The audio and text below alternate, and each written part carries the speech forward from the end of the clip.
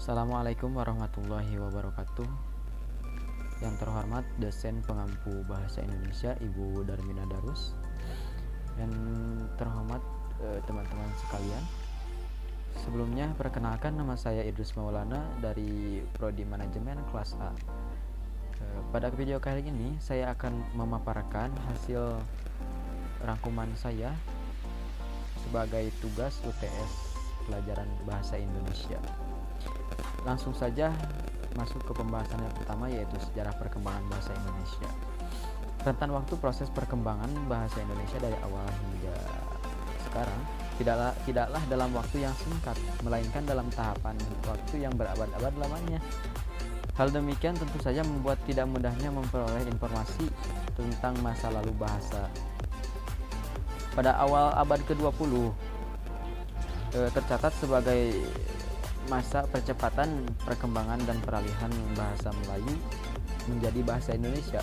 Peralihan bahasa Melayu menjadi bahasa Indonesia saat itu tentu tidak terjadi begitu saja tanpa faktor penyebab dan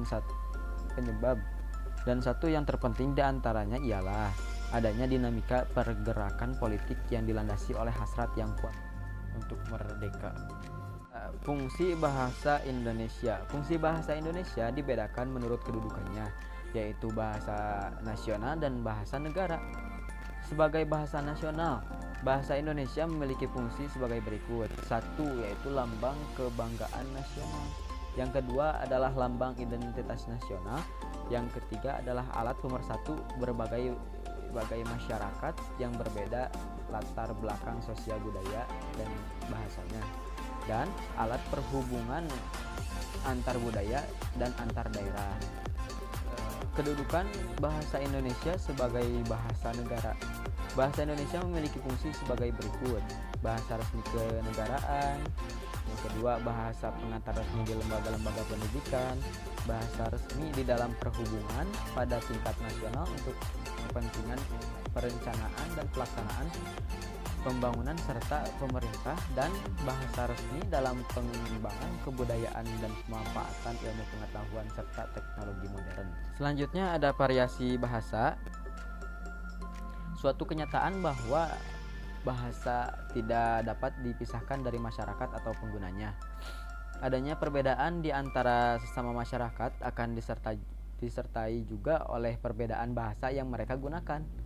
Perbedaan itu berwujud sedemikian rupa sehingga di antara masyarakat tidak dapat lagi saling memahami. Selanjutnya ada variasi bahasa lisan dan tulisan. Secara garis besar, variasi bahasa dapat dibedakan atas dua jenis, yakni lisan dan juga tulisan. Variasi lisan lebih singkat daripada variasi tulisan.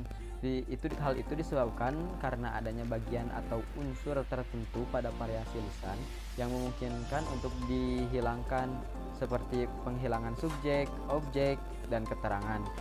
Konteks situasi bicara pada variasi lisan dapat membantu pendengar memahami apa yang dimaksud oleh pembicara. Variasi bahasa resmi dan tidak resmi. Sikap pembicara dalam kedudukan mitra bicara merupakan faktor penentu timbulnya variasi bahasa resmi dan tidak resmi. Variasi resmi dalam hubungan ini dapat diidentikan dengan bahasa baku, sedangkan variasi tidak resmi mengacu pada bahasa non baku yang timbul karena adanya perasaan akrab di antara yang bicara dan kawan bicara, sikap dingin atau sikap santai bicara. Masuk ke pembahasan yang kedua, yaitu ejaan yang disempurnakan. Ejaan bahasa Indonesia yang disempurnakan atau EYD pada tanggal 16 Agustus tahun 1972, Presiden Republik Indonesia meresmikan pemakaian ejaan bahasa Indonesia berdasarkan keputusan Presiden nomor 57 tahun 1972. Departemen Pendidikan dan Kebudayaan menyebarkan buku kecil yang berjudul Pedoman Ejaan Bahasa Indonesia yang disempurnakan sebagai patokan pemakaian ejaan itu. Komponen-komponen ejaan. Pemateri ejaan pada buku ini disalin dari lampiran Peraturan Materi Pendidikan Nasional Republik Indonesia nomor 46 tahun 2009 tentang Pedoman Umum Ejaan Bahasa Indonesia yang disempurnakan. Ada 4 hal pokok yang disajikan dalam permen tersebut terkait dengan ejaan, yakni 1. Pemakaian huruf, penulisan kata, pemakaian tanda baca, dan penulisan unsur serapan. Keempat hal itu tersaji di bawah ini. Yang pertama adalah pemakaian huruf. Pemakaian huruf meliputi penggunaan huruf abjad, huruf vokal, huruf konsonan, huruf diptong, gabungan huruf konsonan, huruf kapital, huruf miring, dan huruf tebal. Berikut ini disajikan secara rinci penggunaan huruf-huruf tersebut. Yang pertama, huruf kapital. Huruf kapital atau huruf besar dipakai sebagai huruf pertama pada awal kalimat. Misalnya, contoh, dia membaca buku. Yang kedua, huruf kapital dipakai sebagai huruf pertama petikan langsung. Misalnya, adik bertanya, kapan kita pulang? Yang ketiga, huruf kapital dipakai sebagai huruf pertama dalam kata dan ungkapan yang berhubungan dengan agama, kitab suci, dan Tuhan, termasuk kata ganti untuk Tuhan, misalnya Islam, Quran, Kristen, Alkitab. Yang kedua ada suku kata. Pemenggalan kata pada kata dasar dilakukan sebagai berikut. 1. Jika di tengah kata ada huruf vokal yang berurutan, pemenggalannya dilakukan di antara kedua huruf vokal itu. Misalnya, bu strip ah, ma strip yen, mi strip at, sa strip at. Huruf yang kedua huruf diptong. A, I, A, U, dan O, I tidak dipenggal. Misalnya, pan strip dai, au strip la, sau strip da strip ra, am strip boy. Ketiga, jika di tengah kata dasar ada huruf konsonan, termasuk gabungan huruf konsonan di antara dua buah huruf vokal, pemenggalannya dilakukan sebelum huruf konsonan itu. Misalnya, ba strip pa, la strip wan, de strip ngan, ke strip nyang, mu strip ta strip akhir jadi mutakhir, mu strip sya strip wa strip rah musyawarah. Yang keempat, jika di tengah kata dasar ada dua huruf konsonan yang berurutan, pemenggalannya dilakukan di antara kedua huruf konsonan itu.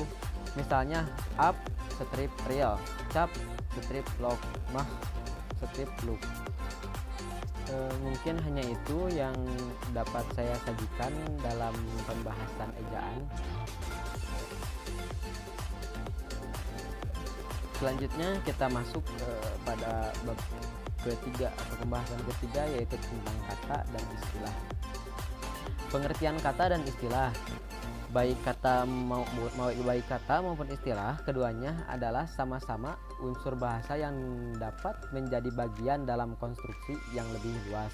Seperti pada kalimat, seperti secara sepintas, keduanya tidak berbeda karena masing-masing dapat hadir berupa kata tunggal ataupun dalam bentuk gabungan kata. Pengertian kata secara umum, menurut sudut pandang fonologi, kita dapat dirumuskan kata dapat dirumuskan sebagai bentuk lingual yang memiliki urutan fonem yang tetap. Urutan tetap di sini dimaknai tidak berubah. Artinya, fonem-fonem yang menjadi unsur pembentuk kata itu tidak dapat diubah urutannya, baik melalui pengubahan posisi setiap atau sebagian fonem dalam kata, maupun dengan penambahan, pengurangan, dan penyisipan suatu fonem pada kata tersebut. Sumber kata dan istilah. Sumber kata pada dasarnya, kata bahasa Indonesia berasal dari dua sumber, yakni sumber dalam dan sumber luar. Sumber dalam adalah bahasa Melayu dan bahasa daerah atau serumpun, sedangkan sumber luarnya adalah bahasa asing. Diksi dan pilihan kata. Pengertian diksi, selaku anggota masyarakat, kita dengan orang lain sulit beraktivitas tanpa ada komunikasi. Dalam hubungan ini, bahasa merupakan wahana terpenting dalam mewujudkan terjadinya komunikasi itu. Orang yang terlibat dalam komunikasi memerlukan persyaratan-persyaratan tertentu. Kalimat lazim didefinisikan sebagai suatu bahasa yang disusun oleh kata-kata yang memiliki makna yang lengkap. Kita masuk ke pembahasan terakhir, yaitu kalimat. Pengertian kalimat adalah kalimat lazim didefinisikan sebagai satuan bahasa yang disusun oleh kata-kata yang memiliki makna yang lengkap. Sugono menjelaskan bahwa sebuah pernyataan, lisan atau tulisan dapat dikategorikan sebagai kalimat bila memiliki dua persyaratan pokok. Persyaratan pokok tersebut adalah 1. Unsur predikat, dan 2. Permutasi atau perubahan urutan unsur kalimat. Setiap kalimat sekurang-kurangnya memiliki predikat. Unsur-unsur kalimat. Sebuah kalimat terdiri atas beberapa unsur. Unsur-unsur itu meliputi subjek, predikat, objek, pelengkap, dan keterangan. Kelima unsur tersebut tidak selalu hadir bersamaan dalam sebuah kalimat. Yang pertama adalah subjek. Subjek adalah bagian kalimat yang menandai apakah yang ditanyakan oleh penulis. Sebagai kalimat yang berupa subjek dapat diidentifikasi melalui hal-hal berikut ini. 1. Yaitu subjek harus definite. Yang kedua, subjek merupakan jawaban dari pertanyaan apa atau siapa. Yang ketiga, subjek biasanya diisi oleh kategori nomina atau prasa nominal dengan peran pelaku atau pokok. Yang keempat, subjek biasanya berposisi di awal kalimat. Dan yang terakhir, subjek tidak didahului kata depan. Yang kedua adalah predikat. Predikat adalah bagian kalimat yang menandai apa yang ditanyakan oleh penulis tentang subjek. Wajib tidaknya kehadiran objek dan pelengkap dalam sebuah kalimat ditentukan oleh predikatnya. Ciri-ciri predikat sebagai berikut. Bagian pertama yaitu bagian kalimat yang menandai apa yang ditanyakan tentang subjek. Bagian kedua, predikat biasanya diisi oleh kategori verbal atau prasa verbal. Predikat dapat berperan sebagai pembuatan proses keadaan. Yang keempat yaitu predikat merupakan jawaban atas pertanyaan apa yang dilakukan, bagaimana, mengapa, sebagai apa, berapa, atau di mana. Yang ketiga dari unsur kalimat adalah objek. Kehadiran objek dalam struktur kalimat dituntut oleh predikat yang berupa verba aktif transitif. Verba aktif transitif adalah verba yang ditandai oleh afiks mengstripkan, mengstripi, memperstripkan, memperstripi. Oleh karena itu, secara gramatikal objek berfungsi melengkapi predikat berupa aktif transitif. Objek biasanya berperan sebagai sasaran, hasil, dan peruntung. Unsur kalimat yang keempat yaitu pelengkap. Kehadiran pelengkap dalam struktur kalimat dituntut oleh predikat berupa verba intransitif. Pada kalimat aktif secara gramatikal, pelengkap berfungsi melengkapi predikat berupa aktif transitif. Pelengkap biasanya berperan sebagai sasaran, hasil, dan identitas. Sebagaimana objek, pelengkap juga merupakan unsur yang melengkapi predikat verba.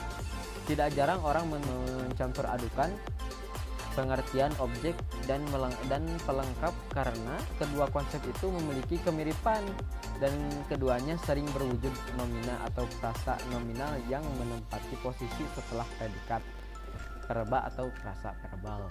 Yang terakhir dari unsur kalimat yaitu keterangan. Keterangan berfungsi memberikan penjelasan tambahan kepada unsur subjek dan predikat. Mungkin hanya itu yang dapat saya sampaikan. Kurang dan lebihnya mohon dimaafkan. Wassalamualaikum warahmatullahi wabarakatuh.